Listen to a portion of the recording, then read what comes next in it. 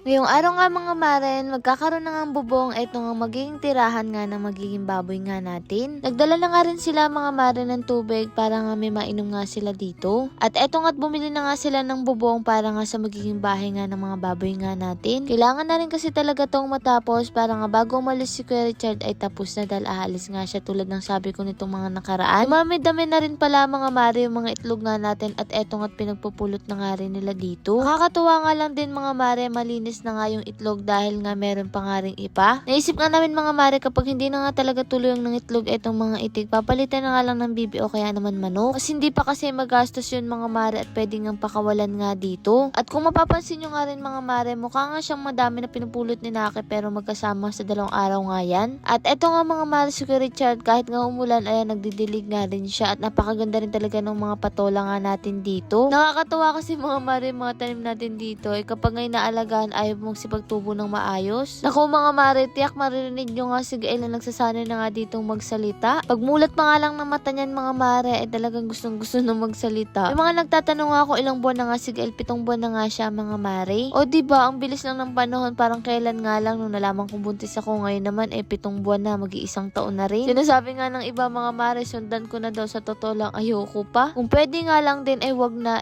bakit hindi? Pero kasi si mama sabi sundan ko pa nga daw mga 3, ganun, gusto marami nga akong anak. Hirap kasi ng buhay ngayon mga mare, isa pa nga lang ay niintindi ko na agad yung future paano pa pag marami na. Pero kung ibigay ng Diyos mga mare, ay tatanggapin nga natin yun dahil blessing yun. Wala eto nga sila ran, sumunod nga lang pala dito at eto nga't malapit na nga ring matapos. Sabi nga nila ay eto nga papaya na lang uulamin nga nila. O siya, sino nagmamandya ng papaya? Tuwang-tuwa nga kayo sa dami ng bunga ng papaya nga natin. Kung sa bagay kapag may papaya ka, igisa mo nga lang yung sa sardinas ay ulam na. Kami nga dati kapag walang-wala na talaga pero may gulay ng papaya, ginigisa nga lang yun ni mama. Pero isa nga sa paborito ko nga sa papaya ay yung ginagataan. Pero ngayon nga igigisa nga lang nila sa sardinas at eto nga't sino nakaka-relate dito sa paghihiwa nga nila ng kutsilyo. Marami rin talaga natatakot kung paano nga siya mga mare maghiwa ng gulay. Pero sabi niya ay ganun talaga daw siya maghiwa at mas komportable nga siya doon. At ayan na nga po, nagmumurot na nga si Gael dito sa tabi ko, sinisipa na ako. At inaalis na nga rin nila itong mga sobrang dahon nga dito para nga mas marami nga siyang maging bunga. Yung bandang baba nga mga mare ay mukhang matitigas na nga, mga ilang buwan lang to ay meron na nga tayong hinog nga na papaya sa kanyang puno. Niniwala ba kayo mga mare na masarap ang prutas kapag nga nahinog sa kanyang puno? At eto na nga mga mare, ayan nagsipag-isa na nga rin sila nga dito. Habang yung iba naman abala nga sa paggagawa nga ng kulungan, eto namang siran abala na rin dito sa pagpipintura. Paano ba naman kasi matagal niya na talagang plano nga yan mga mare pinturahan etong mga sobrang bakal nga dito parang hindi kalawangin. Kaya lang sa ilang beses nang pagpunta nga dito, palagi niya nang nakakalimutan itong pintura kaya buti na nga lang ngayon naalala niya. Sabi kasi ni Ran kapag nga daw hindi to napinturahan, hindi na nga daw pwedeng dugtungan kung sakaling papapadaran nga ulit natin to. Kasi nga daw mga mare, pag kinalawang yan ay tuloy-tuloy na kaya kailangan mong pinturahan. Ito pa ang ginamit niya pang pintura, bala ko pa nga ito ipintura nga dun sa ating sidecar.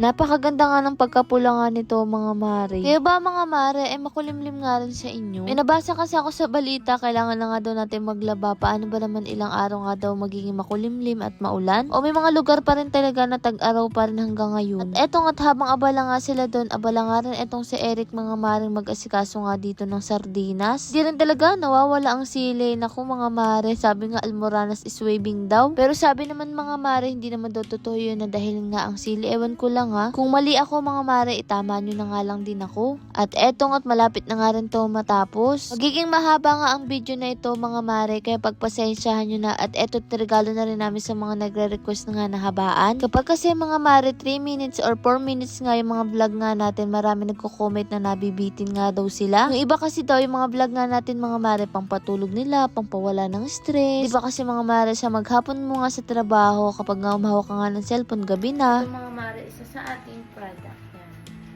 Lotion na to.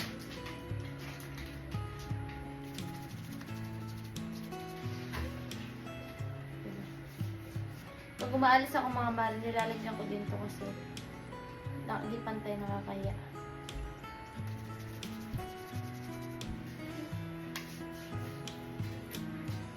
Puti talaga to.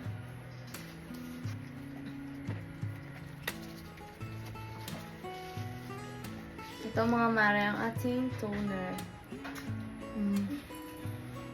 Ito nga mga maring pinapakita ko na ginagamit nga natin. Ito pa nga lang yung mga sample. Kumbaga mga mare, kami pa lang din yung sumusubok para malaman nga natin kung effective. Tapos syempre may mga revision pa nga yun mga mare kapag nga ayaw nga natin yung maging effect niya. Tulad nga ng sa sabon natin mga mare, pangalawang sample lang nga rin natin na sinusubukan yun. Pati nga mga mare sa lotion, sa rejuve set, pangalawa na nga tong sample. Pero hanggang ngayon nga, hindi pa rin talaga natin to ilalabas. Siguro by October baka mailabas na nga. Sana nga mailabas na to. At mahanap na nga natin yung tamang formulation. Balik kaya pala ako nakabis dyan mga mare at nagayos dahil niyaya ko nga sila kulot na samahan nga ako dun sa eskwelahan ko. Ba't nga si Ran mga mare ang kasamahan ko, kaya nga lang nasa kabila siya, kaya sabi ko wag na nga siya umuwi para hindi nga rin siya maistorbo. Balik kasi mga mare, pupunta lang ako sa eskwelahan para nga ma-check ang schedule. Dahil sa Lunes na nga rin kasi ang pasukan, kaya kailangan ko rin maasikaso yun. Eto nga mga mare, patapos na nga ang pagbububunga nila dito at nailagay na nga rin yung yero. Mukhang malaki naman nga itong magiging kulungan nga mga mare ng baboy nga natin. Tiyak na makakagalaw nga siya ng maayos nga dito. Hindi nga rin mahihirapan yung maglilinis nga mga mare. Tanong ko nga lang din sa inyo mga mare, magkano nga ang kilo nga ng papaya sa inyo ngayon? O per peraso nga ang bilihan sa inyo nito, hindi na kailangan timbangin. Naalala ko mga mare ng pandemic kapag nagtitinda ako ng papaya noon. Kapag nagtitinda kami noon at may nagtatanong, abay todo sales stock nga ako mga mare. Dahil pandemic nga noon, kaya kailangan talaga maparaan ka para makasurvive ka. O siya mga mare, nakarating na nga rin kami sa eskwelahan at eto tamang kwentuhan nga lang kami nila kulot. Dapat ang kukunin ko din schedule mga mare ay panggabi. Pero naisip ko nga mga mare, mas active nga kayo kapag gabi at makakapag-live nga ako noon. Buti na nga lang din mga mare, third year college na ako, kaya naman konting subject na lang din talaga yung mga kailangan kong pasukin. Kaya 3 araw na lang din ang pasok ko sa isang linggo at eto nga mga mare, nag-jeep na rin pala kami. Kasi naman pagpunta namin dito ay nag-tricycle nga kami, mas mahal nga mga mare kapag tricycle. Kaya nag-jeep na lang kami at pagbaba sa kanto, saka na lang kami sasakay ng tricycle. At eto na nga mga mare, malapit-lapit na nga rin matapos ito, halos gabi na nga rin silang nakauwi. Hindi ko alam kailan kung tanghalian ba to o merendahan niya o hapunan na nga rin mga mare, tamang kain nga lang dito sa gilid. Dahil nga makulimlim, syempre masarap ang mainit na kape, kaya nag-init nga sila dito mga mare ng tubig sa may kaldero. Sino nakaka-relate dito mga mare, kapag nga wala kang takore, sa kaldero ka nga lang din mag-iinit ng tubig. At alam nyo ba, etong si Ran, pinuroy pa nga yung sarili niya, mukha daw nga ang ganda nga ng skin niya ngayon, tingnan nyo oh. Pero sinasabi ko nga sa kanya, ihinto niya muna yung ginagamit niya mga mareng rejuve set nga natin. Para may pakita nga rin niya sa inyo na yun talaga ang ginagamit niya. Bali 7 days niya na nga yung ginagamit ngayon. Dahil sabay nga rin kami mga mareng gumagamit at hati pa nga kami. At eto nga pinagtiplan niya nga rin kape sila Kuya Richard. Pag ganitong panahon talaga mga mare, kapag makulimlim, bukod nga sa masarap matulog, masarap din magkape. Kaya naman nga mga mare, bago sila magsipag-uwi, nagkasipagkape muna nga sila dito para mainitan nga din yung katawan nga nila dahil malamig yung panahon. Etong si Ran talaga mga mare, basta umiinumin ng kape, hindi talaga nawawala ang sausaw niya ng tinapay. Kahit nga walang palaman, ang mahalaga may sausawan niyang kape. Hindi na nga rin ako nakakasama dito mga mare, siguro sa ibang araw makakasama nga ako dito.